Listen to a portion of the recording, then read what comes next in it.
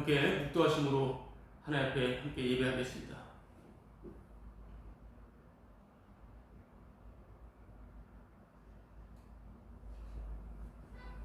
죽임을 당하신 어린 양은 능력과 부와 지혜와 힘과 존귀와 영광과 찬송을 받으시기에 합당하도다.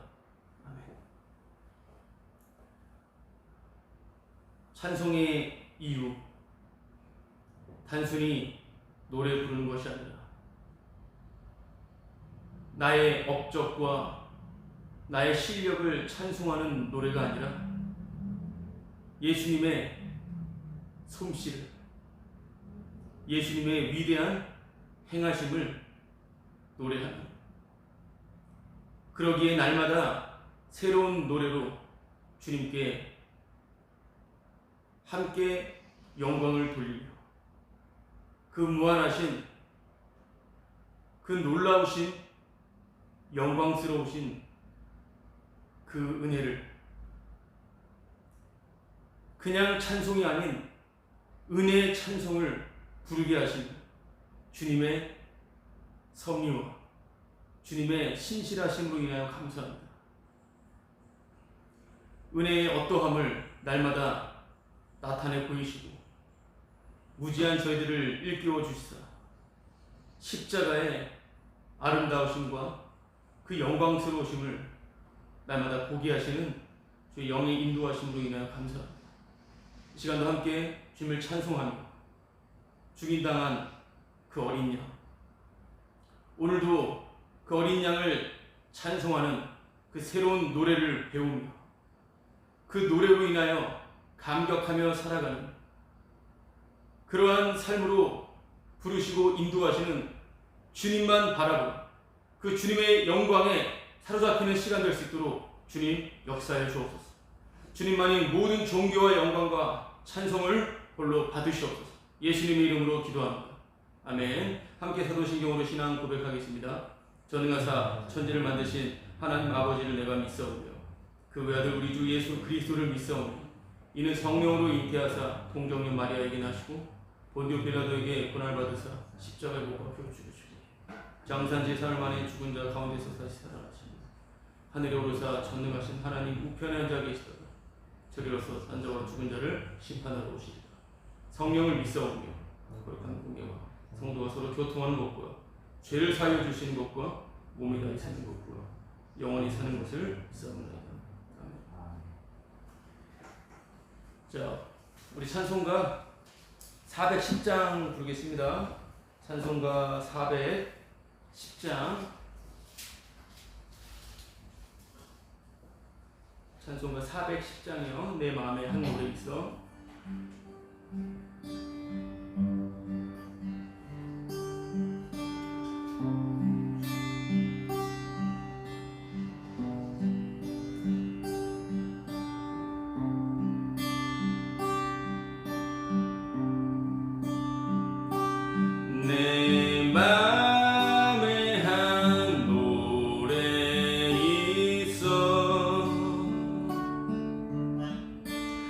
나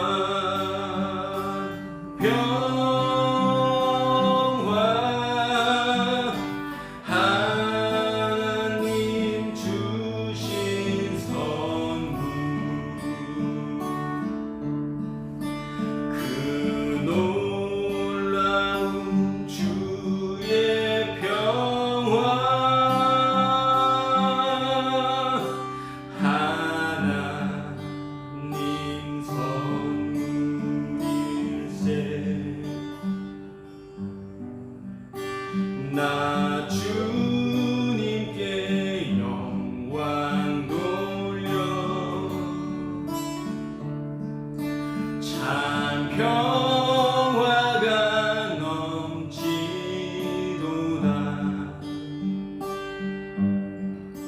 주 하나님 은혜로서 이 평화 누리도다. 이 평화를 얻으려고, 이 평화를 얻으려고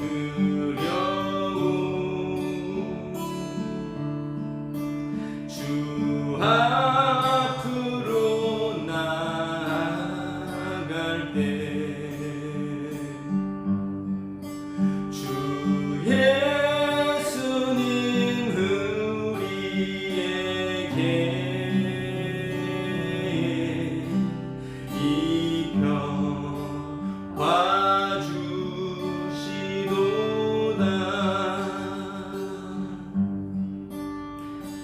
평화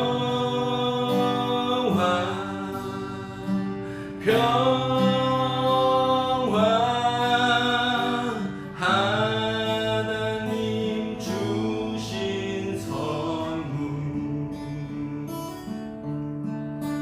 그 놀라운 주의 평화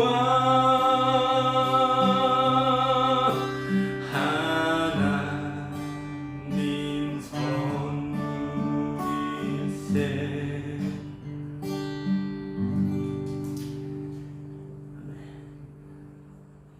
하나님의 가장 귀한 선물은 자신의 흘리신 피죠.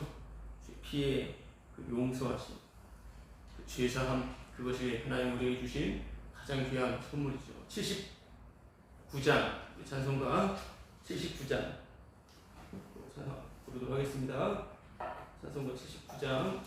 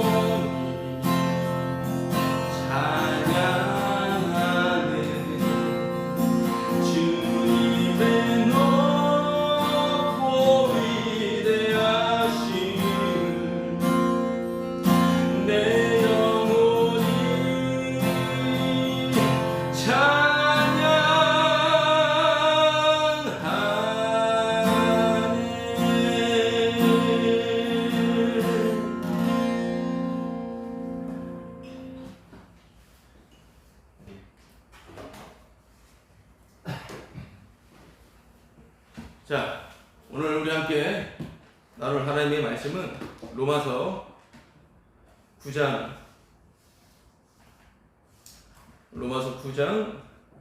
6절에서 10절까지 말씀입니다. 로마서 9장 6절에서 10절까지 우리 한 목소리로 함께 합독하도록 하겠습니다.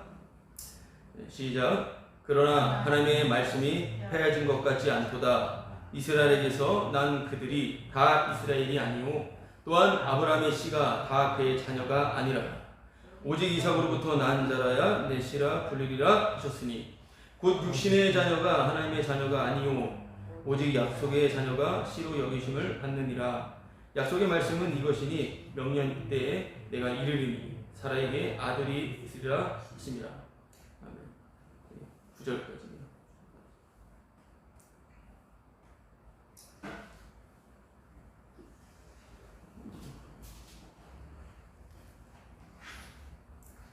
길을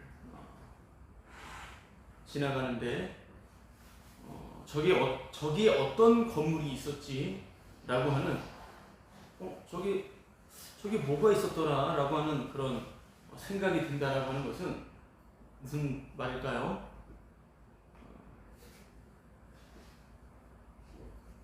자주 다니던 길이든 자주 다니지 않던 길이든 문득 어느 방향으로 고개를 돌렸는데 저기에 무엇이 있었더라 라고 하는 그런 생각을 한다라고 하는 것은 그게 바뀌었다라는 거죠. 없다라고 하는 것입니다. 바로 그 자리에 어떤 새로운 것이 세워졌든지 아니면 어떤 다른 것이 보여지든지가 아니면 평토 작업이 진행된 것이겠죠. 새로 하나 다시 무엇을 지으려고 싹 갈아버린 거죠. 저희 집 근처에서 어느 한 장소 부분에 약간 좀 정신사나운, 약간 좀 지저분해 보이는 뭔가 좀 공사 현장 같은 그런 느낌의 어떤 그런 장소가 있었습니다. 근데 어느 날 싹 그냥 평토 작업이 진행되어 가지고 아주 그냥 시원하게 아주 확 튀는, 그리고 거기에는 좀 괜찮은 그러한 건물들이 지어진 것을 봤었습니다. 그렇게 한 부분적으로 그냥 평탄하게 만드는 그런 평토 작업이 이루어져 있다면은 그것을 뭐 다른 어떤 사물을 통해서 그 장소를 유추하고 또 추억할 수가 있겠는데, 싸그리 그냥 평토 작업이 이루어졌다라면 어디가 어딘지 운전을 하고 걸어갈 때 도대체 어디가 어딘지를 알 수가 없겠죠. 다 그냥 갈아버렸으면요, 평평하게 다 흙밭이에요. 그러면 여기가 여기 백화점이 있구나, 저기에 저 음식점이 있었네, 저기에는 저런 장소가 있었고 저런 커피숍이 있었고, 알 수가 있겠습니까? 알 수 있을 것 같아?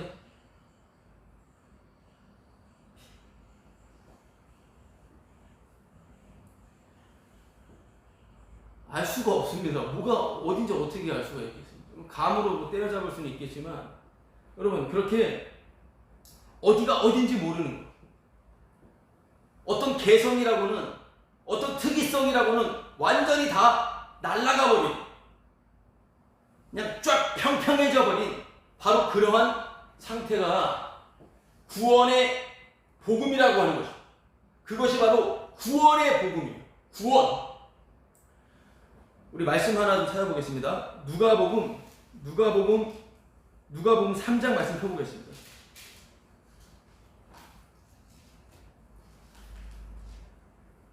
누가복음 3장 5절 말씀을 좀 함께 좀 볼게요. 누가복음 3장 5절 말씀이요.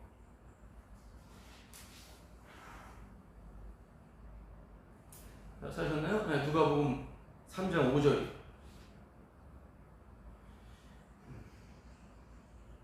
제가 읽어볼게요. 모든 골짜기가 메워지고 모든 산과 작은 산이 낮아지고 굽은 것이 곧아지고 험한 길이 평탄하여질 것이요 모든 육체가 하나님의 구원하심을 보리람과 같으니라.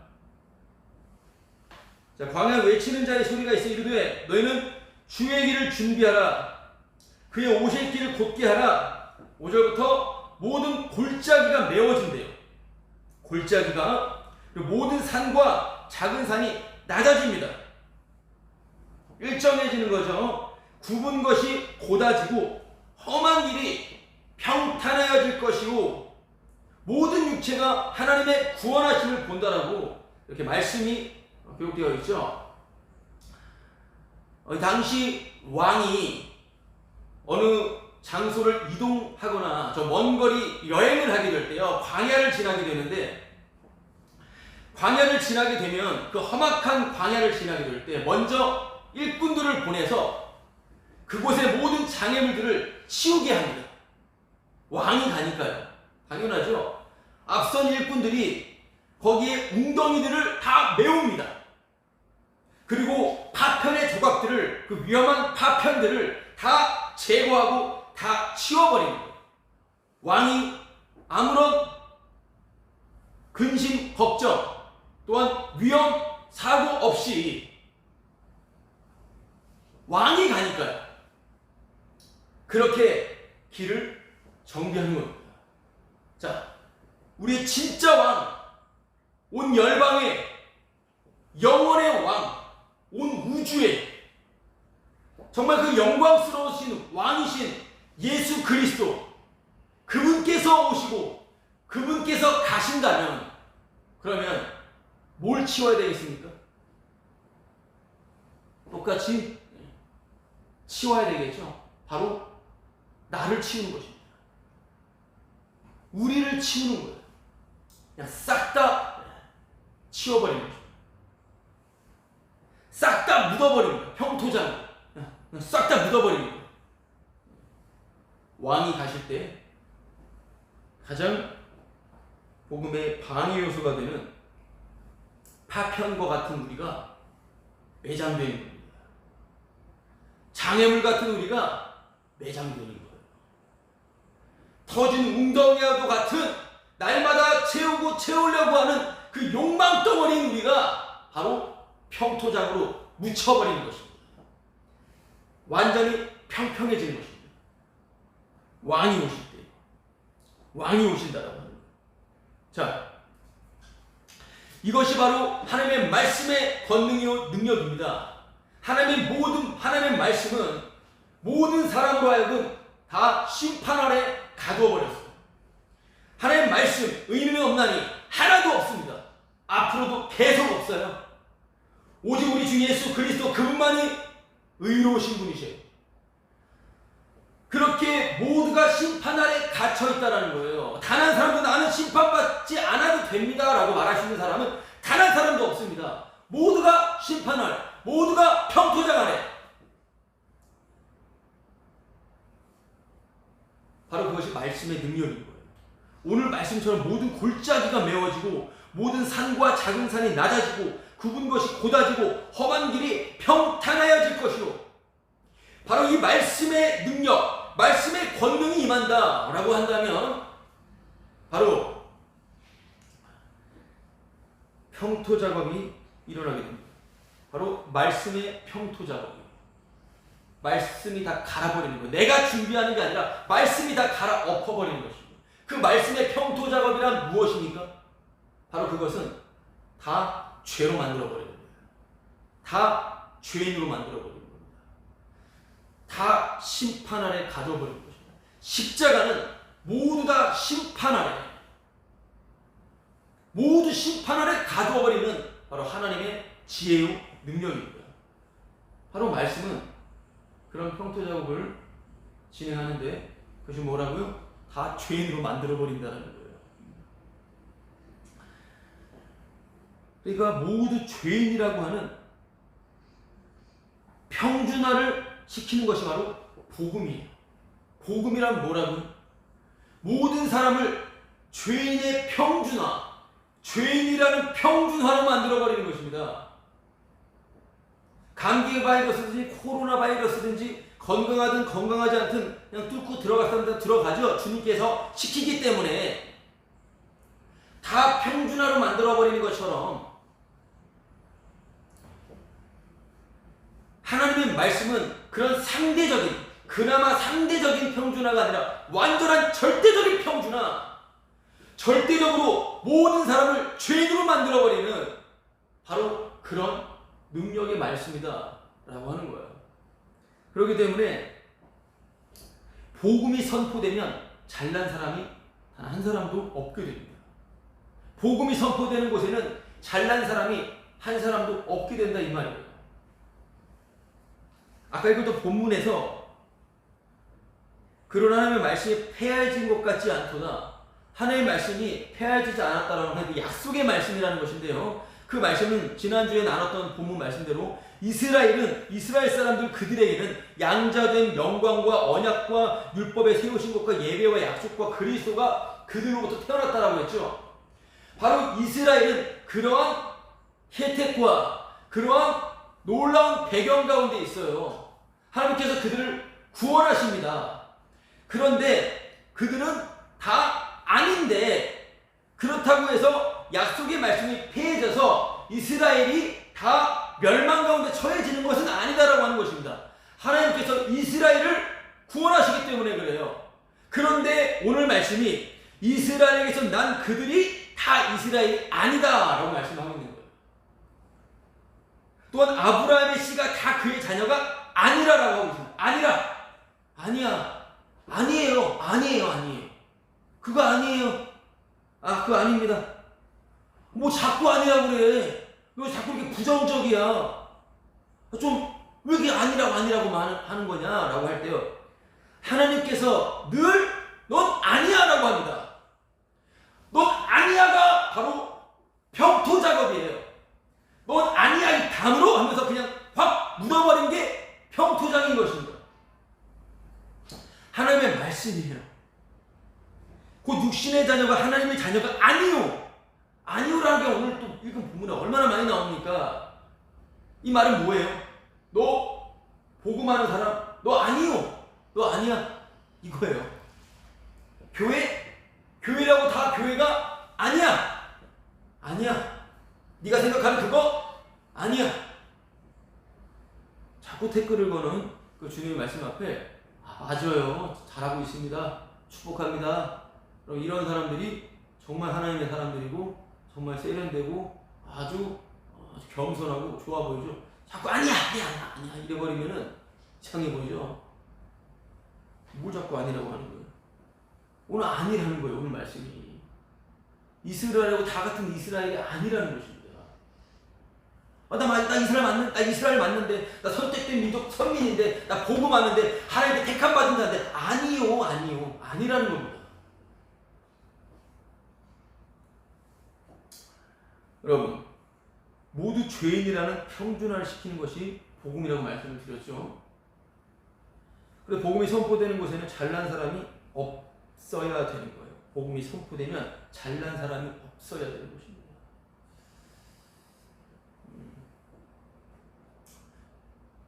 이제 교회를 왔다 갔다 다니다가 예배당을 이렇게 발걸음하다가 20대 중반부터 정말 주님을 알고 싶고 나름 주님의 은혜라고 해서 교회 예배당이라는 곳에 찾아갔었습니다.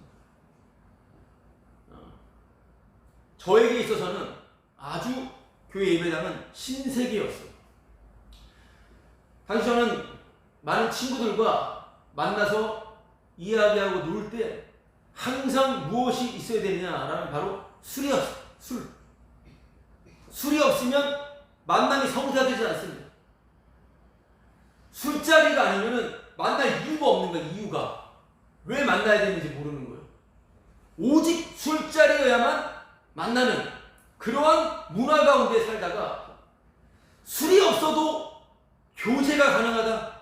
교제라는 말도 교회에서 배운 단어이지만 술자리가 아닌데도 서로 몇 시간 동안 이야기를 나눌 수 있다. 이거는 저에게 있어서는 놀라운 세계였어요. 저 자신부터 해서 만나는 친구들이라고 하고는 그냥 다 그렇고 그런 사람 만나는데 대학생들을 만나고 소위 인류대학교를 다니는 학생들을 만나고 공부를 잘하는 동생들을 만나고 너무나 놀라운 세계였던 거죠. 물론 보니까 그 교회라는 것도 술자리를 중심으로 해서 모이는 것을 알게 되었어요. 그것은 바로 성찬식이었습니다. 성찬식은 모두가 술을 마시는 거거든요. 똑같은 거죠. 술자리가 중심으로. 그래서 성찬식을 할 때 그 포도주를 한잔하면 완전 포도 말고 그래도 조금 포도즙 같은 약간 좀 알코올 들어간 성분 들어간 그런 포도주를 마시면은 모든 사람은 아니더라도 그 안에 상당히 많은 사람들이 기침을 해요. 왜요? 술을 많이 안 마셔봤기 때문에 약간 알코올기가 들어가니까 막 기침을 하는 거예요. 물론 저는 단 한 번도 기침을 하지 않았었습니다. 그때 마셨었어요. 근데 물론 시간이 지나면서 뭐 술 이런 거 자리를 안 가게 되고 그냥 안 마시게 돼요. 주님의 능력으로 안 마신 게 아니라 내 건강으로 안 마시게 돼요. 내 건강을 위하여.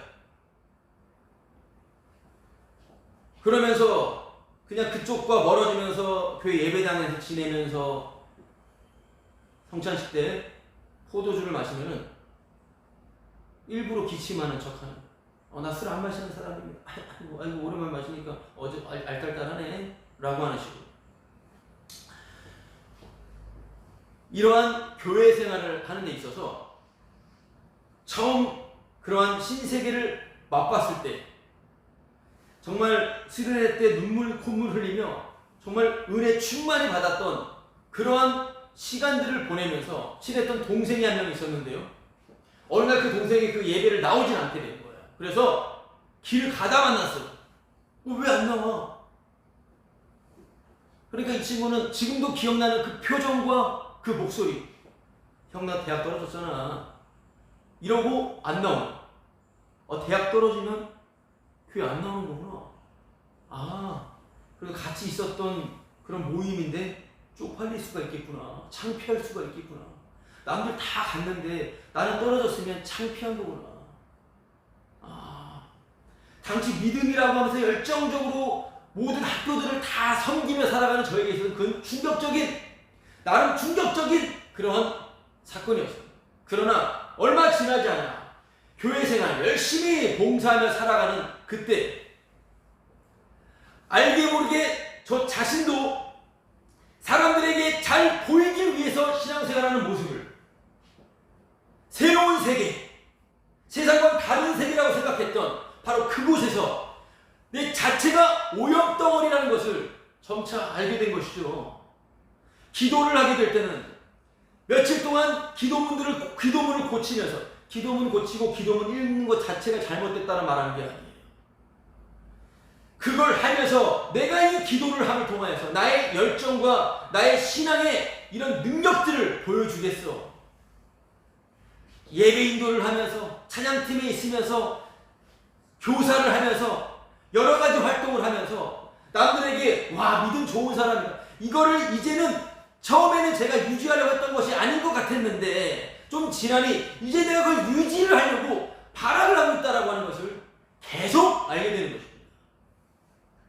신학교를 가게 되는 것도 남들에게 나 이 정도 믿음이야 이것만으로 움직여지지 않았다고 하더라도 정말 하나님의 뜻이고 내가 원해서 여러 가지 순수하고 선한 뜻이 있다고 하더라도 분명히 그 안에 도사리고 있는 것은 나는 더 특별한 사람이고 싶어 라고 하는 그러한 생각이라고 하는 것입니다. 여러분, 복음이 선포되면 잘난 사람은 싸그리 다 뭉개져 버려야 되는데 저는 계속해서 잘난 사람이고 싶었던 거죠. 계속 잘난 사람이고 싶었던 것입니다.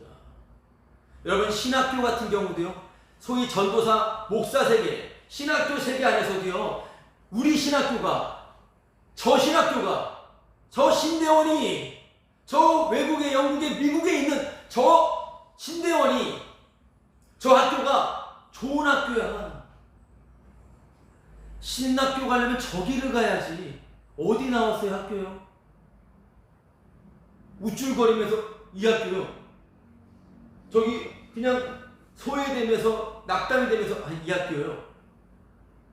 나는 정규가 아니라 약간 좀 그걸 뭐라 그럽니까? 건물에서 하는 군소신학 같은 거. 여러분 군소신학을 하든 정규 신학 대학교를 가든 신도를 가든 그게 무슨 상관입니까? 근데 상관이 너무 많아요. 왜요? 잘난 사람이거든요. 잠깐의 은혜라는 것이 잠깐 있었다라고 생각해서 막 지내다가 좀 지나니까 오히려 교회 안 다녔을 때보다 더 거짓말이 얼마나 더 느는지 몰라요. 왜요? 그 안에서는 선한 말을 많이 하고 착한 말들을 많이 하고 선한 행실들을 좀 하니까 약간의 타격이 오면 견딜 수가 없는 거죠. 이 교회를 떠나 다른 교회를 가던가. 더 거짓말만 더 느는 거예요. 기도할게. 기도를 한 번도 안 해놓고서 기도할게. 말씀 보지는 말씀 본다고 그러고. 더 사람들에게 잘 보이려고. 기도할 때도 사람들 의식하면서 막 주님 막 사랑한다고 사람 의식하면서 막 덜덜덜 떨면서 기도하고 막. 그거 이겨내려고 막 발악을 하고. 선교단체라고 하는 교회 외적인 장소에서 그 안에서도 더 믿음이 누구보다도 더 특별한 것을 나타내 보이고 싶어서 이런저런 교회 안에서도 선교단체 안에서도 이런저런 훈련을 함을 통하여 정말 무사람들에게 인정을 받는 그러한 신앙인이 되고 싶은 그 모습들. 아니라는 말만 그냥 다 갖다 붙이면서 막 죄인 회개를 말하는데 실상은 더 높아지고자 하는 그 잘난 모습을 나타내 보이고자 하는 바로 그 썩어 빠진 그러한 생각들.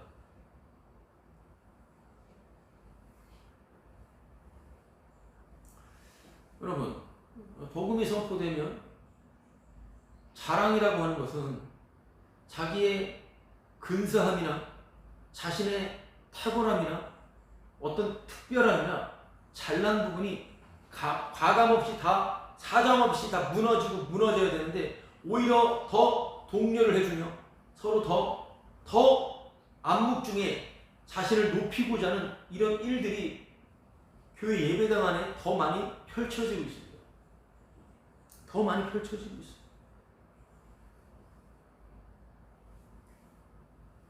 여러분, 그러나 복음이 선포될 때 아까 계속 말씀드렸죠. 잘난 사람은 다 싸그리 뭉개져 버리게 돼요. 왜냐하면은 복음이라고 하는 것은 너는 항상 넌 니밖에 모르는 거구나. 니밖에 모르구나. 복음은 책망이에요. 주 예수 그리스도 그분의 권능 아래서 나는 아무것도 아니니 계속해서 폭로당하며 완전 깨부셔지는 것이 바로 그게 복음이에요. 예수님 그분만 남는 게 복음입니다. 그래서 복음이 선포되는 바로 그곳에 모두 죄인으로 평준화가 되는 것이 일어나게 돼요. 복음이 선포되는 곳에 다 죄인 찌끄레기, 죄인 쓰레기로 평준화가 일어난다 이 말이에요. 왜냐하면은 인정을 안 해줍니까? 인정을. 오늘 말씀대로 아니요. 인정을 안 해줍니다.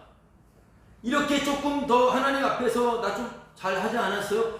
인정을 안 해줘요. 그냥 복음은 사정없이 인정을 안 해줘요. 주님 앞에 내가 주님 제가 정말 사랑받을 행동했죠? 인정을 안 해줍니다. 꺼지라고 그래요. 주님이 빠져라 좀 빠져라. 기도 많이 했는데요? 인정 안 해. 성경 많이 읽는데요? 인정 안 합니다. 인정을 안 해줘요. 헌금 막 열심히 했어요. 인정 안 해줘요. 다 죄라는 거예요. 인정 안 해준다라고 하는 거는 기도 나 많이 하는데 아이고 기도 많이 하는 게 죄 짓는 거잖아요. 그렇지 않습니까? 기도 많이 하면은 기도 안 하는 사람들 다 씹잖아요. 그럼 뭘 기도하는 거예요 또 그리고 말씀 안 해보는 것도 마찬가지입니다. 헌금 많이 하는 것도 마찬가지예요. 저도 헌금을 많이 했었기 때문에 어디 가면 나 이만큼 했다라고 저도 자랑을 많이 했습니다. 여러분 설교하는 거 이것도 인정 안 받아요. 뭐 누가 인정해 줍니까? 뭐 소위 지금 제가 말하는 몇 분들이 들어주면서 그냥 아무것도 아니잖아요. 그런 거는요. 설교하는 것도 죄라는 것입니다. 인정을 안 해줘요. 복음은 그 어떤 것도 인정해 주지 않고 다 죄라고 말합니다. 그래서 모두 죄인으로 평준화가 일어나는 거예요.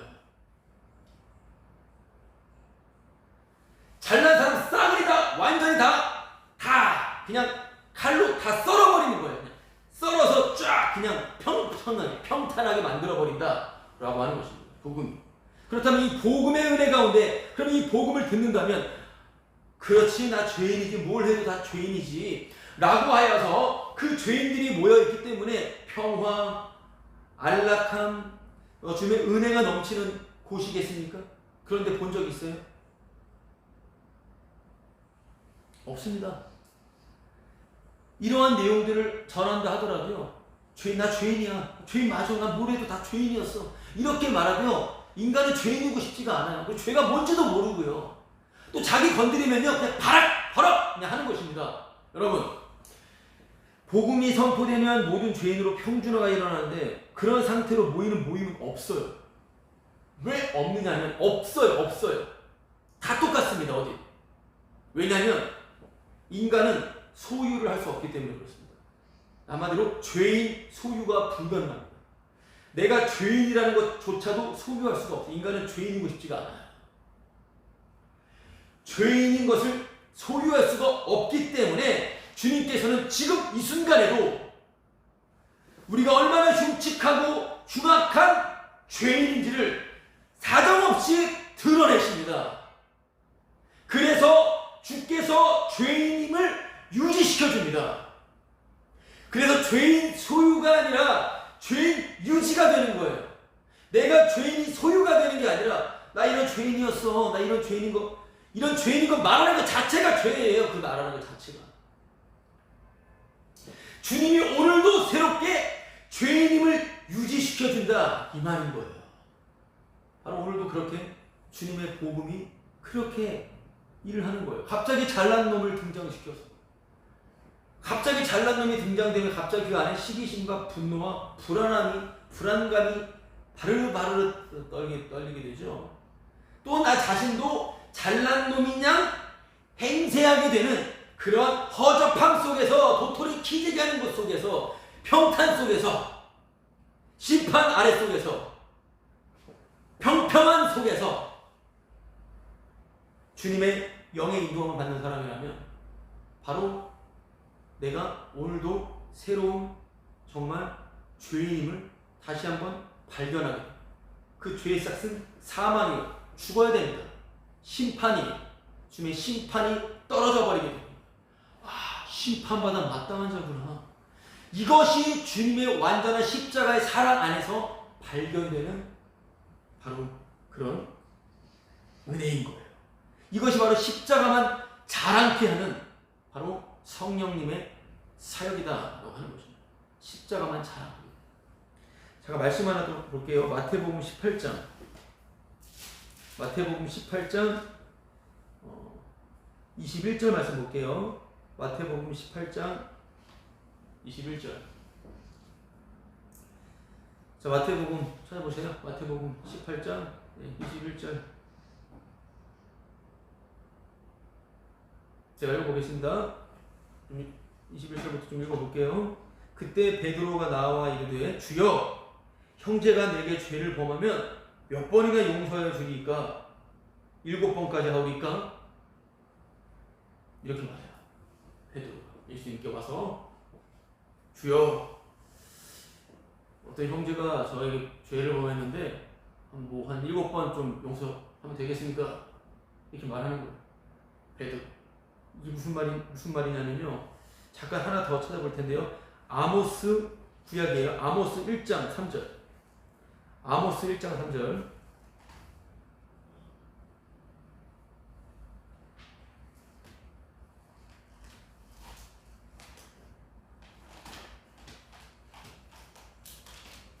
아모스 찾으셨어요? 못 찾으시면 그냥 제가 읽어드릴게요. 안 찾으셔도 돼요.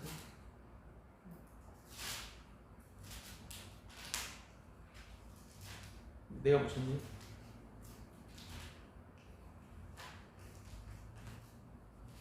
아모스 1장 자 3절 말씀.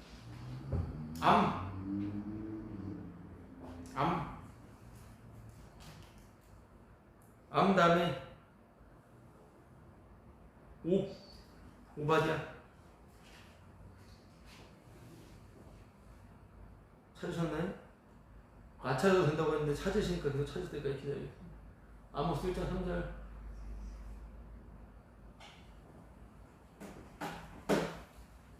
사람들이 많이 여기 지금 같이 없기 때문에 그냥 원맨쇼 하는 게 아니니까요. 그냥 같이 찾고 천천히 하면 돼요.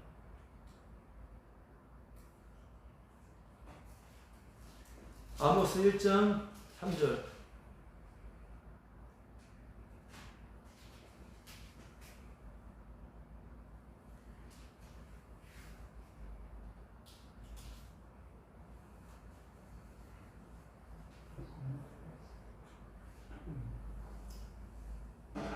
찾은 기념으로 같이 읽을게요.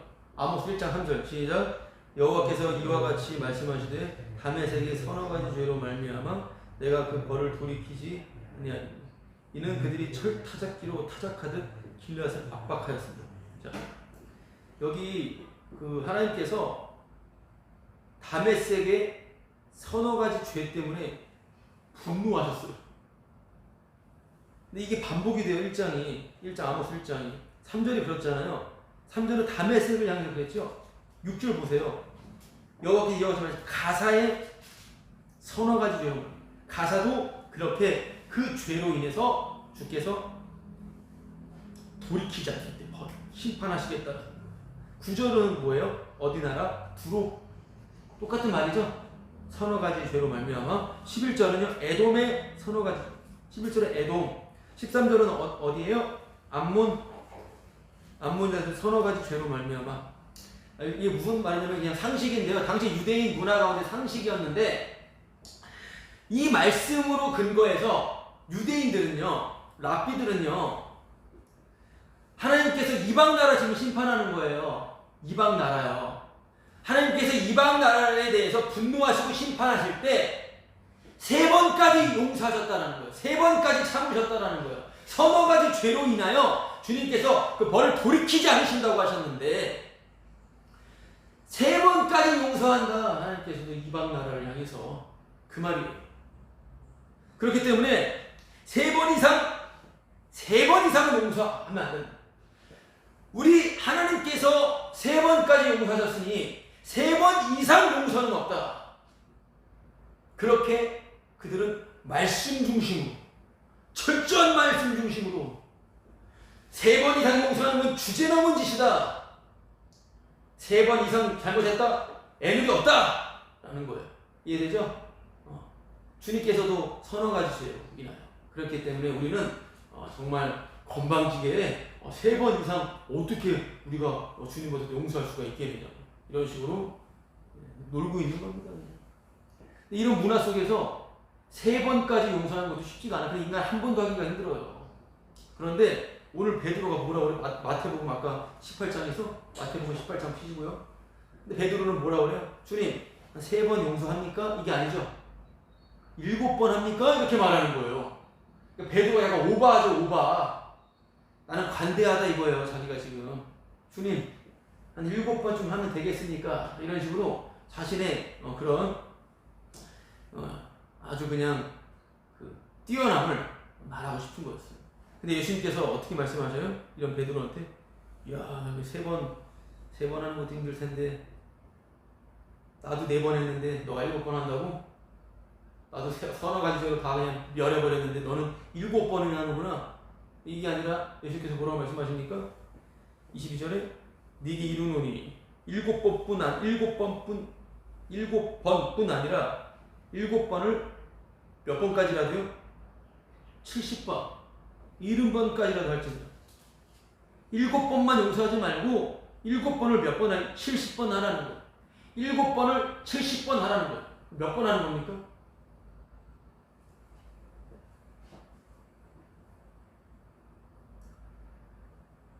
500번 좀 안 되는 그 정도까지 용서하는, 그 정확하게 490번, 491번, 489번 뭐 이렇게 하라는 겁니까? 주님께서 지금요? 숫자 정확히 말씀하셨으니까. 예수님께서 뭐라고 말씀하신 겁니까? 뭐 다 아는 내용이잖아요. 바로 주님은 완벽한 것을 요구하는 거예요. 정확하게 이 숫자대로 용서하라는 게 아니라 완벽함을 요구하는 거예요. 주님의 말씀은 온전함을 요구합니다. 온전하라. 자, 온전함을 요구하는 이 말씀 앞에 누가 이 말씀을 지킬 수가 있겠습니까? 항상 성경을 볼 때요, 이 성경은 나한테 하는 말씀이 아니라 하나님이 아들한테 하는 말씀이에요. 예수님한테요. 예수님한테 하는 말씀이고요. 예수님도 본인이 말씀에 놓고선 그 말씀을 본인이 지켜내세요. 너 이렇게 해라 하면 네 이렇게 할게요. 이게 아니라 주님이 본인이 말해놓고 본인이 지켜버린다고요. 본인이.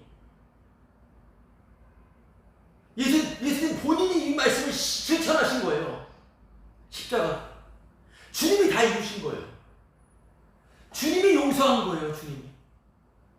그래서 이 말씀을 보면은 450번 했다 내가. 좀 더 하자. 이게 아니라 내가 용서했어. 주님의 은혜를 입어서 주의 성령으로 내가 이만큼 성화가 돼서 내가 이게 용서를 했습니다. 거짓말로 뭘 용서합니까? 인간이 뭘 누굴 용서하고 누굴 용서 못하고 그럽니까? 자기밖에 모르는 인간이. 그런데 말씀을 본다면 이 말씀을 통해서 예수님께서 하신 그 일을 보는 거예요. 바로 십자가요. 십자가를 본다라는 것입니다. 그 완전한 십자가를 본다라는 거예요. 주님이 이루셨다고 하는 거죠.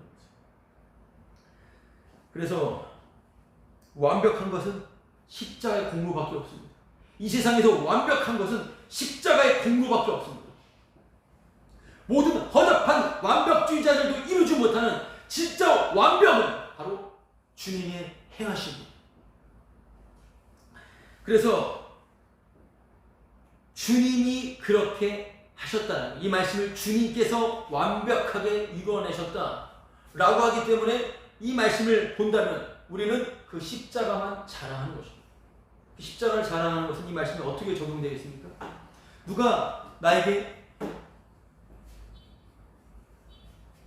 미안하다고 합니다. 그 용서를 해줄 수 없는 사람인데 어떻게 용서를 해줘야 돼요? 근데 용서가 안 되죠. 용서가 안 된다고요. 잠깐 은혜가 오면은 잠깐 해줬다가 또 생각나. 용서해준 것 같은데 또 생각이 나는 거예요. 막 진짜 저 사람 진짜 저건 지옥 갈 거야 저건.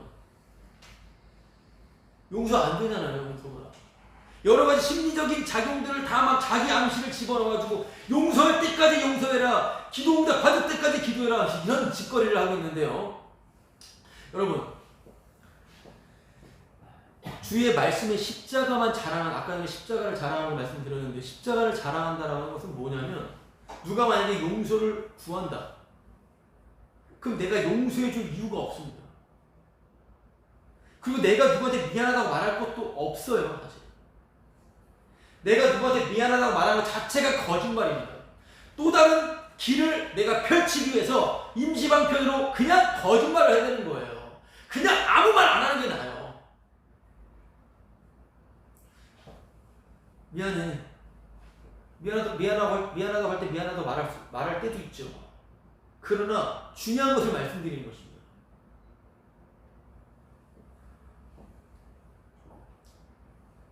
누가 용서해줘라고 할 때 그럼 십자가를 자랑한다는 건 뭘까요? 용서해줄게. 주님의 은혜가 있어서 내가 용서합니다. 용서해주세요. 이렇게 나가는 게 아니라 뭐예요? 주님의 십자가만 보자는 거예요. 나도 죄인이고 너도 죄인이고. 다시 말씀드리자면 주께서 그렇게 하셨는데 뭘 내가 용서를 해. 또 뭘 내가 용서를 구하니. 이렇게 나오는 거예요. 주님이 그렇게 하셨다라고 하는 거예요. 모든 일은 주님이 그렇게 하신 거예요. 주님이 그렇게 하셔서 나의 죄인임을 드러내셨어요. 끝! 그러면 십자가의 사랑 부어지는 거. 성도라면 끝이. 그걸로 그 사람은 끝. 그 사람의 정신, 그 사람의 사고, 그 사람이 한 게 아니라 주님이 조종하셔서 그 말 해. 해서 그 말이 나온 거기 때문에 그 사람이 한 게 아니에요. 그러니까 그냥 주님이 그렇게 시켰는데 뭘 그렇게 세상스럽게 괜찮은 게 아니라 그 상관없고 그냥 십자가 들어라. 십자가 좀 들어볼래? 이렇게 나오는 겁니다.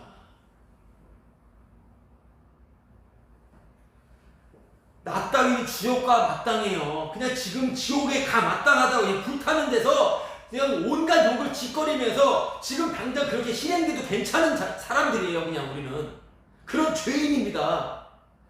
그런 죄인인데 뭘 나한테 잘하고 못하 그런 게 어디 있겠어요. 청라는 말씀을 좀 나누고 있습니다. 된다 안 된다가 아니라 된다 안 된다가 아니라 주의 능력 안에 있는 것을 말씀을 드리고 있는 거예요. 어떤 일이 있을 때 주님이 그렇게 시켰다라는 거예요. 그건 사실입니다. 주님이 그렇게 하셨기 때문에 나의 죄인됨을 드러냈고 십자가 바라보면 그냥 끝이라고요. 그냥 그 일은 그걸로 마감이 되는 것입니다. 그리고 또 새로운 하루 새롭게 연장이 아니라 올도 새롭게 그렇게 주님의 죄인 유지의 은혜 속에서 올도 새롭게 단절 가운데 다시 찾은 바 되어 살려지는 그러한 성도의 삶이라고 하는 거예요. 보통 우리는 나를 기분 좋게 해주고 나를 살게 해주는 그것을 자랑합니다. 나를 살게 해주는 걸 자랑한다. 직장이 나를 살게 해준다? 나를 행복하게 해준다? 그럼 당연히 직장을 자랑하겠죠? 그 직장을 자랑하죠. 돈이 나를 살게 해준다? 완전한 진리죠. 그 돈을 자랑하는 거예요. 돈이 나를 살려주니까 나를 살려준 걸 자랑한다고요. 돈보다 약간 더 이제 고급스럽게 나름 더 인간의 돈을 좀 약간 그래도 능가할 수 있는 잠시라도 능가할 수 있는 사람들의 인정, 도덕적인 사람, 그런 인품 좋은 사람으로서 어떤 그러한 사람을 만나게 될 때 잠시 동안 또다시 돈과 연루되지만 모든 인간들이요 그 사람을 만나서 내가 살았다면 그 사람을 자랑합니다. 그건 아주 그냥 통탄할 노릇이에요. 죄인이 죄인을 자랑해. 이게 무슨 어처구니 없는 일입니까? 어떤 종교 집단이 나를 살려줬어요. 당연히 그 종교 집단을 자랑하고 그 종교 집단으로 다 막 이전시키려고 막 노력을 하죠. 인도하려고 막. 어떤 교회 이런 식으로 자기를 좋게 해주고 자기를 기쁘게 해주고 자기를 살려준 바로 그것을 인간은 자랑하게 되는데 성도는요 그딴 거가 아니라 예수 십자가 피만 자랑하는 거예요. 피만 자랑하는 거예요. 피만 우리를 살렸어요. 피만 자기 백성을 살렸어요. 예수님의 피, 그 피가 자기 백성을 살렸다라는 거예요. 나는 죽어 마땅한데 지금 지옥 가도 아무것도 아닌 자인데 예수님께서 흘리신 그 피 때문에 살아났다라고 하는 거예요. 그러니까 그 피를 부끄러워하지 않는 것입니다. 복음을 부끄러워하지 아니하노니 복음을 부끄러워하지 않는 것입니다. 바로 그 피만 자랑하는 거예요. 그래서 뭘 안다고, 뭘 알고 있다고, 그래 피만 자랑하는 이 내용 알고 있다고, 또 어디에 속해 있다고, 나는 성도야, 나는 구원받은 하나님의 사람이야, 이런 소리는 나오다가도 그냥 들어가는 게 좋아요. 나오면 나오든지 상관없겠지만요. 쓸모없는 의미 없는 말이니까요. 어디 집단이든 소속 분명히 해라. 성경 가지고 성경 들이대면서 소속 분명히, 너 진짜 구원 안에 있다면 너 소속 분명히 해. 여기서 벗어나면 안 돼. 강요하는 거죠. 저도 어딜 가든지 그런 말들을 많이 들었어요. 그래서 소속 분명히 할 때 소속을 확실히 하죠. 소속을 분명히 해도요 그럼 구원과 전혀 상관이 없어요. 이스라엘, 우리 선택된 민족 소속 분명히 하고 있죠. 근데 오늘 말씀이 뭐예요? 이스라엘이 다 같은 이스라엘이 아니야 라고 말씀하고 있는 것입니다. 그래서 내가 뭘 안다고 어디 소속해 있다고 성도 아니에요. 이스라엘 아닙니다. 약속의 자녀 아닙니다. 예수님께 십자가에서 다 이루신 그 일 안에 있는 거, 십자가 안 성령한 예수 안, 그것이 바로 성도의 구원입니다. 십자가만 자랑하는, 십자가를 증거하기 위한 바로 그것이 바로 구원인 거예요. 십자가 다 이루심 안에 있어야 돼요. 어떻게 있어야 돼요? 몰라요. 어떻게 말을 해야 될까요?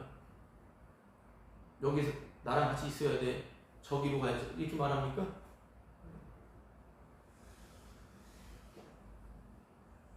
뭘 안다고 어디 소속해 있다고 성도가 아니라 이스라엘이 아니라 복음하는 사람이 아니라 십자가에 다 이루심 안에 있어야 되는 거예요.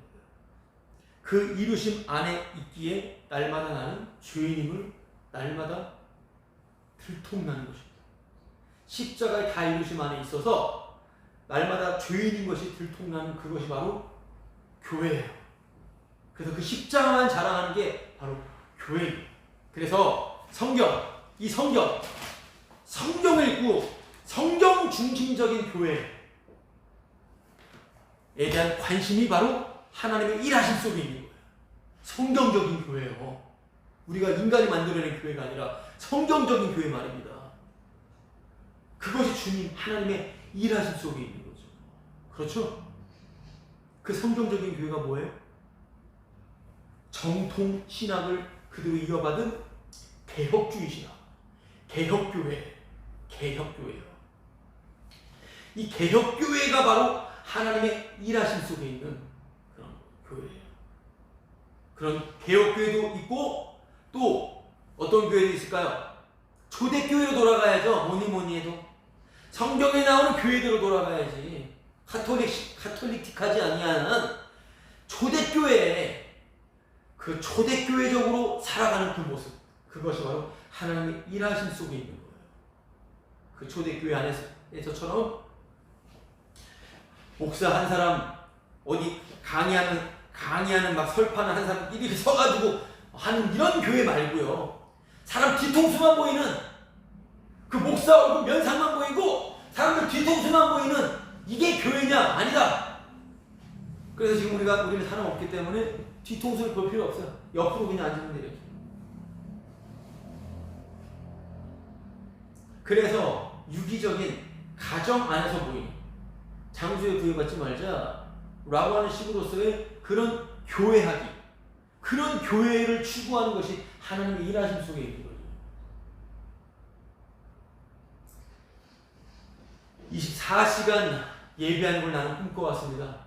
24시간 기도하는 그런 교회가 있어야 되지 않을까요?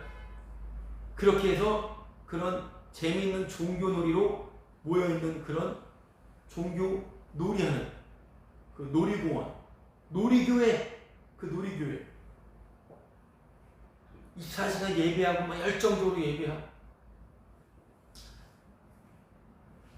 사람들이 좋아하는 거 골라가지고 막 이슈되는 것들 말하면서 막 사람들 끌어모으는 거 재미있고 이게 하나님의 뜻이냐 생각하는 그런 교회들, 여러분 지금 말씀드린 것은 성경적인 교회, 무슨 개혁교회 이런 식으로 교회를 하려고 하는 그 자체가 하나님의 어쨌든 일하심 속에 있다는 거예요. 왜 하나님의 일하심 속에 있습니까? 그게 다 죄라는 겁니다. 다 죄라는 거예요. 24시간 예배를 21시간 예배를 드리든 12시간 예배를 드리든 개혁교회의 원칙을 따라가지고 막 이렇게 막 해가지고 막 찬송도 10판 찬송 부르고 아니면은 똑바로 이 원리대로 개혁교회의 그런 원칙대로 아니 그냥 둘러 앉아서 그냥 밥 먹으면서 예배드리고 같이 얘기하고 나누고 뭐 그런 여러분들 그런 것들이 뭐가 옳고 그르다라고 하는 걸 넘어서요 그냥 다 죄예요. 주님의 일하심은요 죄를 드러내시고 주님을 용서하시면서 주의 복음을 선포하시면서 주님의 일은 주님께서 홀로 하신다라고 하는 것입니다.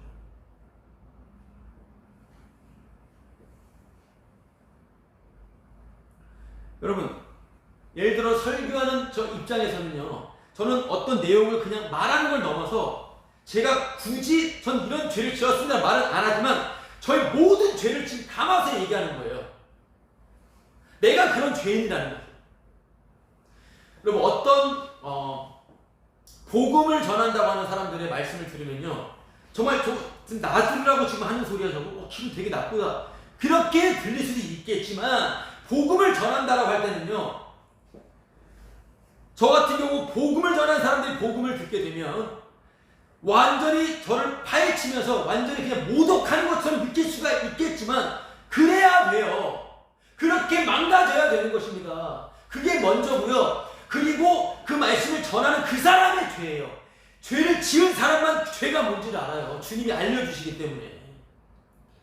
그 사람의 죄를 지금 말하면서 나는 아무것도 아니야 라고 하면서 복음을 전하고 있는 거거든요. 그냥 자기 죄를 그냥 근사하게 막 좀 충격적으로 막 죄 고백하는 그런 교회도 있잖아요. 막 그냥 쓰레기 같은 짓 하는데 그 죄 고백하는 게 그게 죄예요. 지금 죄 고백하는 게 그게 죄입니다. 죄라고 하면 안 하겠죠. 사람들이 죄라고 하면 안 합니다. 의미가 없으니까. 그러니까 아까 서두에 얘기했던 것처럼 복음은 평준화시키고요. 다 날려버립니다. 사람. 그러니까 복음 들을 사람들은 없어요. 그러니까 주님 말씀하시는데 너희도 나를 떠나려 하느냐? 이렇게 말씀하시는 거예요. 이런 말씀들이 다 떠나는 겁니다. 다 떠나는 겁니다. 그리고 주님이 따로 또 주님이 알아서 주님의 복음을 전하시는 거예요. 여러분 그렇게 다 그게 죄라는 이게 죄라고 할 때 이건 죄 아니지 이런 교회가 성경에서 말하는 교회 성경에서 말하는 교회를 왜 해요? 그 왜 하는 거예요 그거를? 그거 할 수 있다고 생각합니까? 하나님이 그렇게 하셨다라고 하는 것을 하나님 내가 끌어당기면서 하는 겁니까? 여러분 그런 식으로 하게 된다라고 하는 것 자체가 바로 평준화에서 벗어나려고 하는 거죠. 복음이 다 평토작업 이루는 것에서 나는 평토작업이 튀어나와서 난 아직 살아있다라고 이렇게 외치고 싶은 거죠. 주님이 그냥 다 십자가로 다 그냥 말살시키면 말살되면 되는 것인데 그러고 싶지 않은 거예요. 나는 다르다라는 거예요. 나는 그래도 나는 너랑 달라. 나는 복음 알아. 이래버리면요. 솔직히 말하면 내용 엄청나게 많이 들어가 있어도요. 얼마 들어가 있지도 않은 건데 그런 사람은요. 안타깝지만 복음의 복자도 모르는 사람이에요. 그냥 복만 좋아하는 사람, 복음의 복이 아니라 그냥 복만 좋아하는 사람이에요. 난 달라. 나는 달라. 복음은 난 알고 넌 모른다라는 대립구도가 성립되지 않아. 이 말 자체도 좀 알아듣지 못하는 것입니다.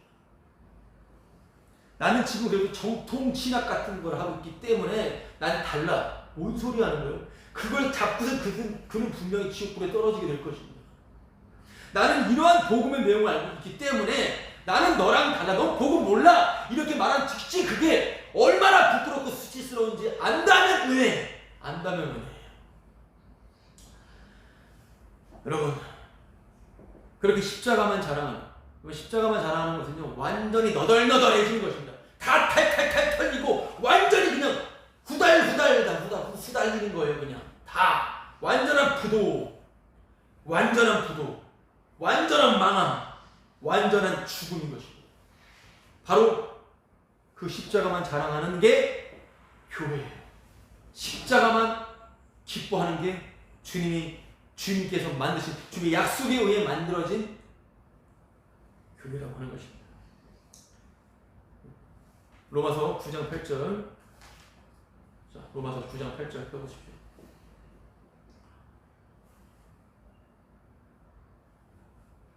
자, 읽어볼게요. 곧 육신의 자녀가 하나님의 자녀가 아니요 오직 약속의 자녀가 씨로 여기심을 받느니라.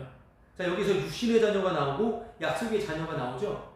그렇죠. 그럼 이 세상에는 육신의 자녀가 있고 약속의 자녀가 있습니다. 그럼 육신의 자녀는 누구입니까? 우리예요. 저와 여러분. 나는 주님의 사랑을 입었어. 나는 구원 받았어. 난 택함 받은 사람이야.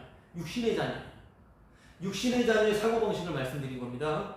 육신의 자녀의 사고방식은 나는 하나님의 말씀을 들었기 때문에 나는 복음을 들었기 때문에 복음의 은혜 가운데 있어. 이게 육신의 자녀의 생각이에요. 왜요? 나라고 하는 주체는 여전히 펄펄 서글퍼렇게 살아있는데 그 내가 어떤 맞는 내용을 지금 들었다는 거예요. 어린이부터 노인까지 상관없어요.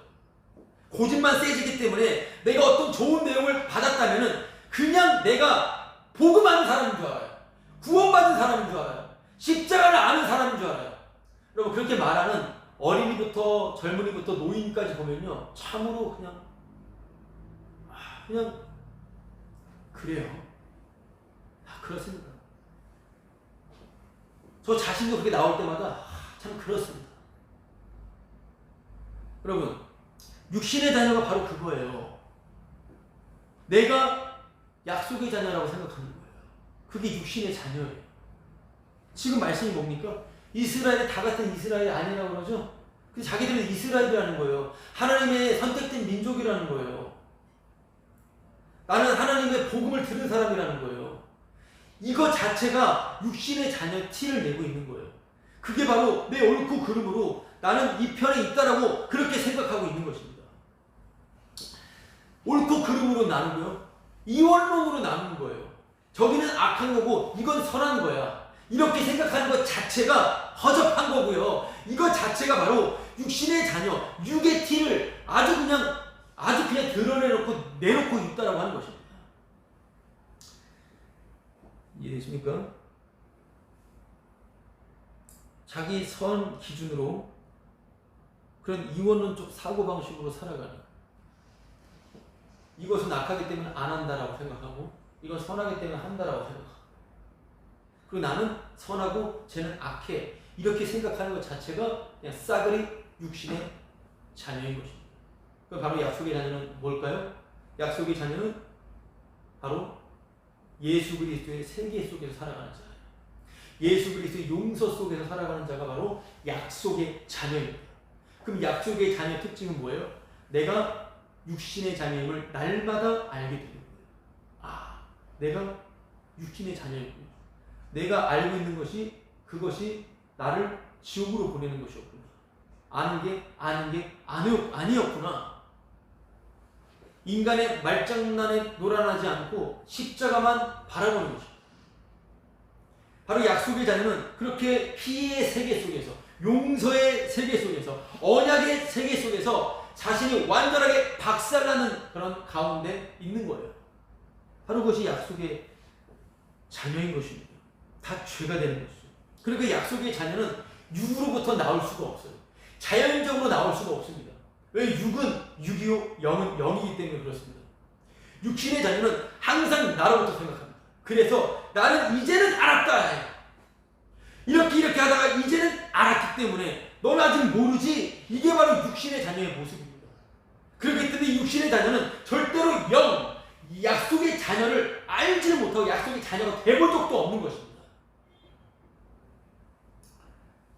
고작 생각하는 것은 이원론, 이론론밖에 생각을 못하는 거예요. 인간의 말장난에, 인간의 논리에 놀아나는 것밖에 안 되는 거예요. 자기가 주님과 관계하는 게 아니라 그냥 사람끼리 상대하고 있다, 이 말인 것입니다. 스스로 아니시, 스스로 속이고 스스로 조작하며 이렇게 하면 하나님의 뜻이고 이게 바로 복음을 아는 사람의 모습이겠지라고 생각하는 그런 자기 조작 속에서 자기 구원에서 헤어나오지 못하는 그러한 모습들, 바로 이것이 육신의 자녀. 육신의 자녀 알겠죠? 육신의 자녀는 자기가 이스라엘인 줄 아는 거예요. 육신의 자녀는 자기가 십자가를 아는 자인 줄 아는 거예요. 육신의 자녀는 자기가 구원받은 줄 아는 거예요. 약속의 자녀는 절대로 육에서 나올 수가 없습니다. 육신은 계속해서 내가 구원 안에 있다 생각하는 것이고요. 약속의 자녀는 난 아니야 쪽으로 계속 가는 거예요. 오늘 말씀처럼 아니라, 아니요, 아니라, 아니요, 이게 바로 약속 안에 있는 거예요. 아니요, 이스라엘하고 다 같은 이스라엘이 아니요, 약속의 자녀가 다 같은 약속의 자녀가 아니라, 아니요. 이것이 바로 약속의 자녀예요. 난 아니고 예수 그리스도만 말한 게 또 아니요. 예수 그리스도만이라고 말한 나는 또 아니요. 예수 그리스도만. 그냥 아닌 거예요. 날마다 아니요 부정당하는 것입니다. 엄청난 은혜예요. 주님의 완벽함 안에서만 알 수 있는 약속의 특권입니다. 능력이에요. 이걸 능력이라고 합니다. 이게 성도의 능력이에요. 권능이라 이 말입니다. 아니야, 나 괜찮아. 아니야, 나는 죽어도 돼. 망해도 돼.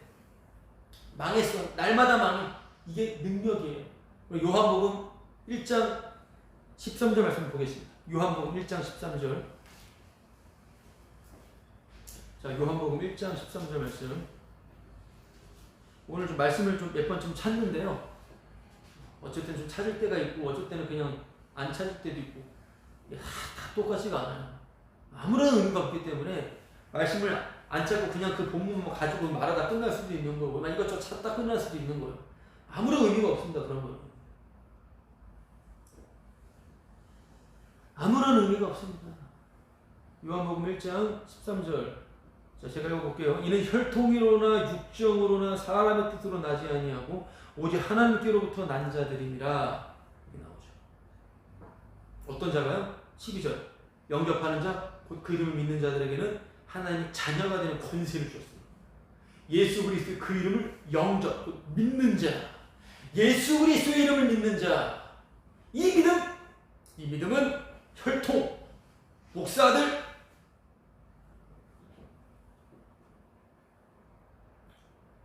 선교사 딸, 장로 딸. 여러분, 혈통이 아니라 육정으로나 우리 어떤 사람의 뜻, 우리의 욕심, 우리의 올바른 선한 뜻, 어떤 것과도 상관없이 하나님께로부터 난 자만이 예수님의 이름을 믿게 되는 거예요. 지금 그 말씀하고 있는 거예요. 자, 여기서 약속의 자녀는, 약속의 자녀, 그 약속의 자녀는 예수 그리스도의 이름을 믿는 것이다 라고 하는 거예요. 왜냐하면 약속의 성취자, 약속의 주인공이 예수님이시기 때문에 그래요. 그래서 그 예수님이 바로 그에게는 하나님, 그에게는 주가 되는 거예요. 예수님이 바로 하나님이시다. 요한복음 1장에서부터 태초에 말씀이 계시는데 이 말씀이 하나님과 함께 하셨는데요. 그 말씀이 곧 누구요? 하나님. 말씀이 누구라고요? 하나님이 되잖아요. 예수님이 하나님이라고요. 예수님을 하나님으로 믿는 거예요. 그게 약속의 자녀예요. 근데 그것은 자기 뜻으로 난 게 아니에요. 왜냐하면 자기 뜻으로 난 것이 아니기 때문에 능력이 되는 거예요. 하나님의 자녀가 되는 권세를 주셨습니다. 이 권세가 능력인데요. 예수님의 이름을 믿는다라고 하는 것은 능력이에요. 능력. 능력이라는 게 무슨 말이냐면요. 하나님의 약속, 하나님의 약속의 성취의 도구로서 그냥 소명된 거예요. 소명된 겁니다. 호명이 된 거예요. 호명. 일로 와. 호평 거예요. 일로 와. 하나님의 약속의 성취의 도구로서 소명, 주께서 부르셨다고 하는 거예요. 그게 능력이에요. 그냥 죽은 자인데요. 죽은 자인데 주님이 그냥 내가 너를 내 아들의 영광을 위하여서 사용하겠어 라고 하면서 그냥 끄집어 온 거예요. 주님이. 그걸 능력이라고 해요. 내 능력이 아니라 누구의 능력이요? 주님의 능력이죠. 주님의 능력 안에서 그 주님의 능력의 바다 속에서 살아가는 걸 가지고 바로 하나님의 자녀의 권세라고 하는 거죠.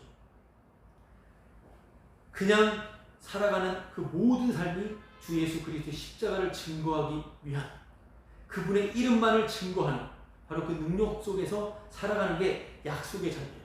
어떻게 해요? 날마다 죄를 지적하고 날마다 죄인 것이 폭로되면서 날마다 죄가 드러나면서 바로 그것이 예수 그리스도 십자가를 위한 죄라는 걸 알게 되는 거예요. 내가 그 죄를 반성하고 회개하는 게 아니라 그리스도를 드러내기 위한 나는 죄인의 자리구나 라고 하는 그것이 바로 능력 있는 삶이라고 하는 것입니다. 정말 능력 있는 삶이에요. 그게요. 그런데 육신의 자녀는 하나님을 믿는 자예요. 육신의 자녀는 하나님을 아주 새빠지게 믿어요. 하나님을 얼마나 믿는지 몰라요. 하나님을 믿는다고요. 하나님. 예수가 하나님인데 있지도 않은 하나님을 믿는다고요. 있지도 않은 하나님이니까 로마서 16장 18절에서 이렇게 말씀하고 있어요. 자, 로마서 16장 18절 볼게요. 자, 로마서 16장 18절.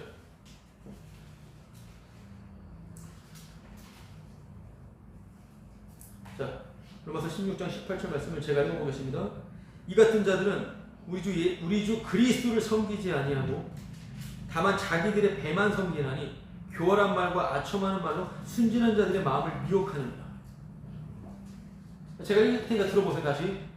이 같은 자들은 우리 주 그리스도를 섬기지 아니하고 자기들의 배만 섬기나니, 자기들의 배만 섬기는데 배, 자기들의 배부름, 자기들의 욕심, 욕망, 자기를 섬긴다라는 거예요. 여러분, 육신의 자녀는 자기 배가 하나님이에요.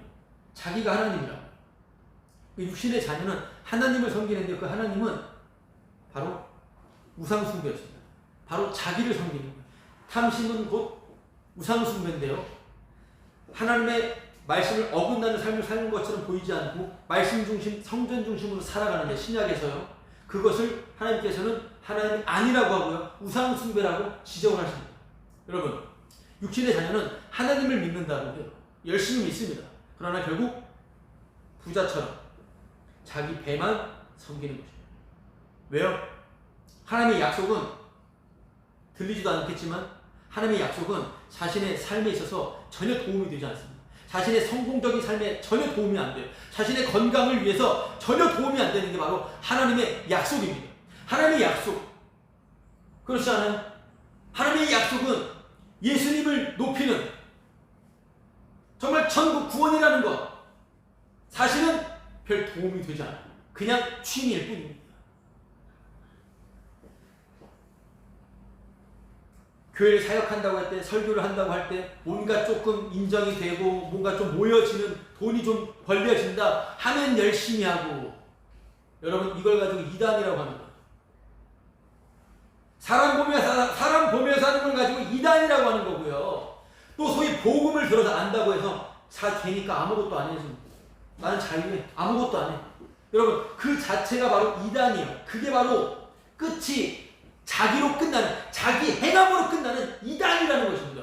여러분, 우리는 끝까지 주님을 위해서 정말 새빠지게 피땀 흘려 일하며 살아가야 돼요. 놀면 안 되는 겁니다. 이렇게 지금 설교하는 것도 노는 거고요. 지금 설교 듣는 것도 노는 거고요. 누워있는 것도 노는 거고요. 안 듣고 지금 왔다 갔다 하는 것도 다 놀고 있는 겁니다. 그렇게 새빠지게 살아가는 거예요. 여러분, 복음에 목숨을 걸지 않는 이유가 있어요. 사람이 복음에, 여러분, 이 복음에 목숨을 걸지 않아요. 그냥 복음 좀 듣고선 자기 마음대로 살아가. 복음에 목숨을 걸지 않는 이유가 뭔지 아십니까? 그것은 복을 받았기 때문에 그래요. 복 받아서 그래요. 복을 받은 사람은요, 복음에 목숨을 걸지 않습니다. 저주를 받은 자만이 복음에 목숨을 걸어요. 복 받은 자, 그러니까 복음에 목숨을 안 건다. 그 사람은 100% 복 받은 사람입니다. 복 받은 사람. 창세기 17장 20절 말씀 볼게요. 창세기 17장 20절. 두 절만의 말씀을 볼 텐데요. 창세기 17장 20절.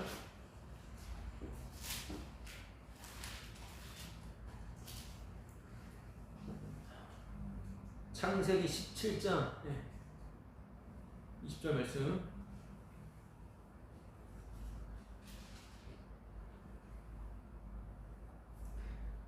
제가 볼게요. 이스마엘에 대하여는 내가 네 말을 들었나니 내가 그에게 복을 주어 그를 매우 크게 생육하고 번성하게 할지라. 그가 12드령을 낳으리니 내가 그를 큰 나라가 되게 하려니와. 이스마엘에게 이런 복을 주셨어요. 하나님께서. 엄청난 복이죠. 매우 크게 생육하고 번성하게 하고 왕들이 나와요. 그 혈통에서 큰 나라가 돼요. 엄청난 복이죠. 지금도 모든 사람들이, 모든 나라가 원하는 복이잖아요.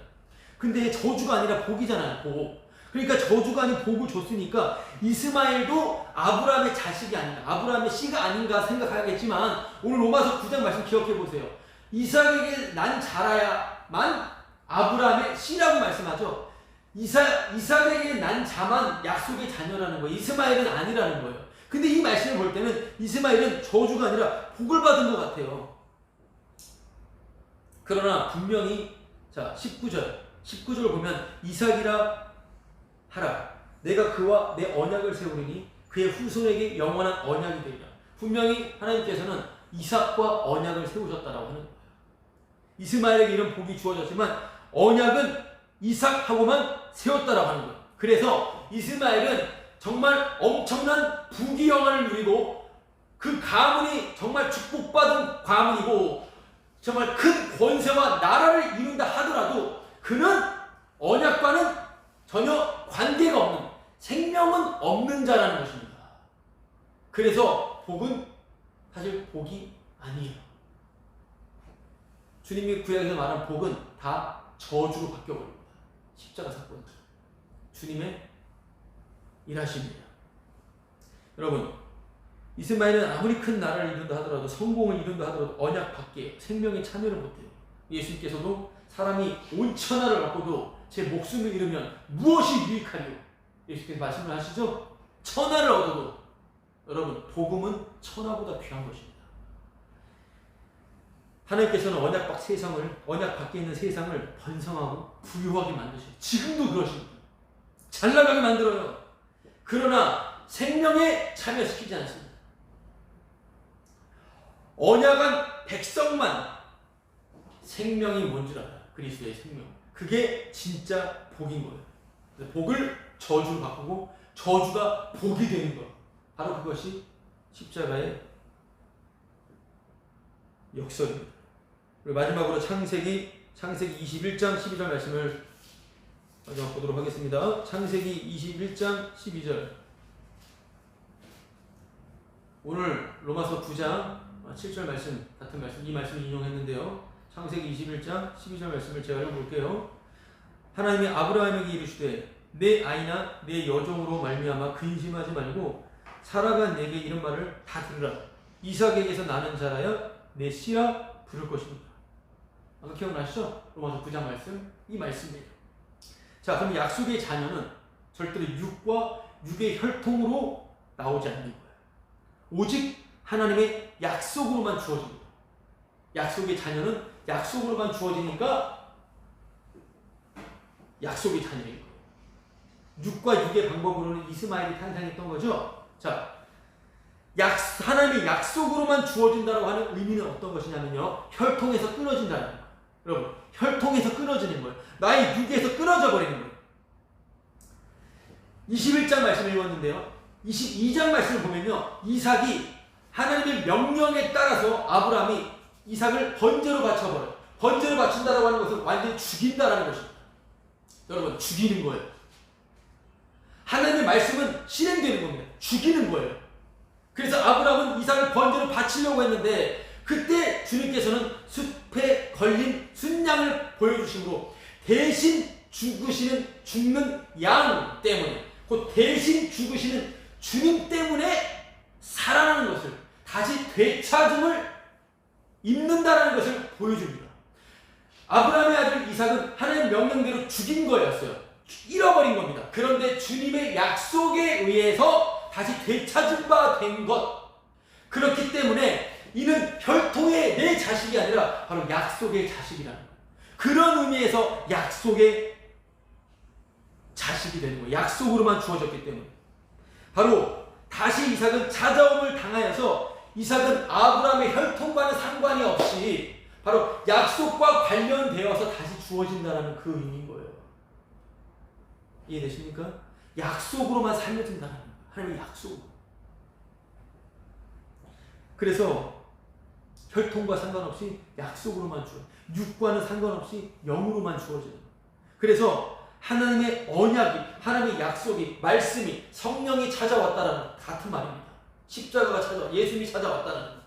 약속이 찾아왔다라고 하는 것은 나는 죄인이고 죽은 자인데 하나님의 주님의 대신 죽으신 사랑 때문에 내가 죄인이고 죽은 자임을 알게 되었고, 나는 그 십자가 대신 죽으신 사랑 때문에 오늘도 살려둠을 입었습니다 라고 하는 바로 그것이 약속의 자녀의 모습인 것입니다. 바로 예수님을 증거하기 위하여, 십자가를 증거하기 위하여 죄인으로 살려지는 것, 십자가를 증거하기 위하여 죄인의 자리에 있다라고 하는 그것, 바로 그것이 하나님의 약속 안에 있는 약속의 자녀의 모습인 거예요. 이삭에게서 나는 자라야 내 씨라 부를 것이다.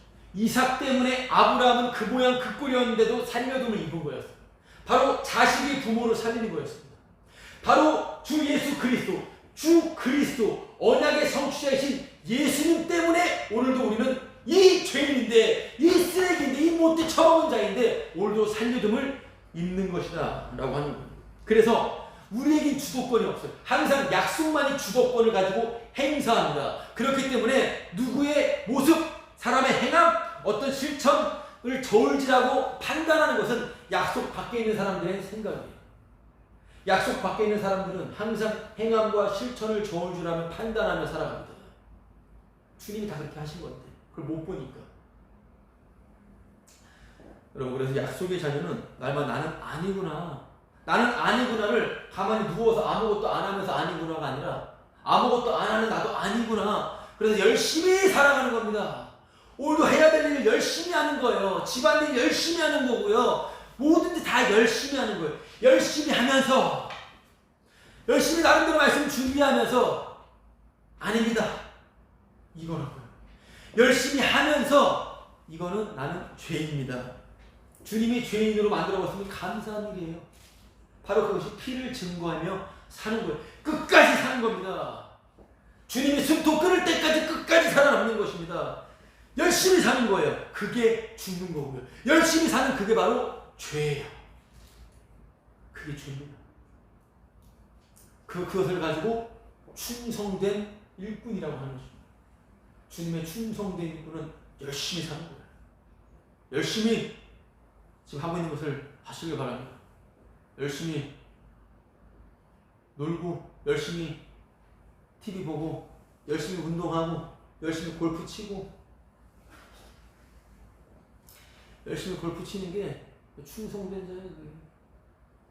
치면서 아이고 샌드백 치면서 막 헬스 하면서 막 달리기 하면서, 아니면은 여러 가지 상황에서 누워 있든지 아픈 가운데 있든지 그냥 주님에 의해서 살려진다는 생각을 하셔야 돼요. 나를 위해 사는 게 아니에요.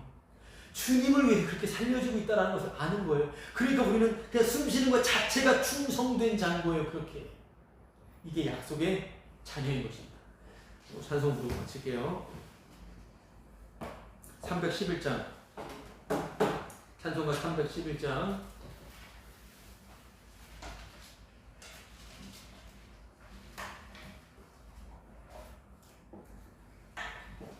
찬송가 우리 311장 부르겠습니다.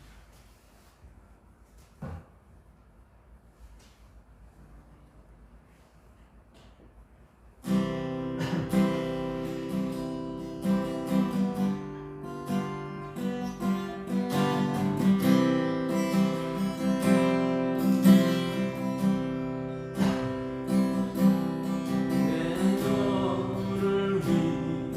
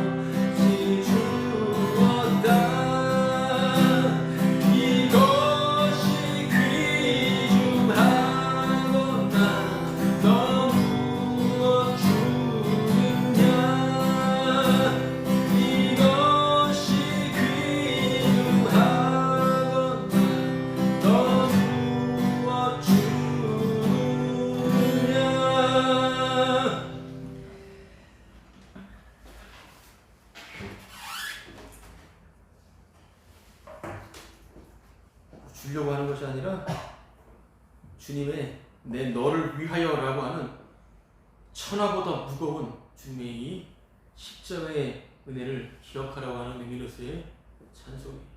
자, 기도하고 축도 마치도록 하겠습니다. 하나님 아버지, 주님의 은혜로 인하여 감사합니다. 주여, 오늘도 들은 바 말씀이 우리의 삶 가운데 실행되는 그 은혜를 포착하게 하시고 주의 성령의 충만함을 저희들에게 부어주세요.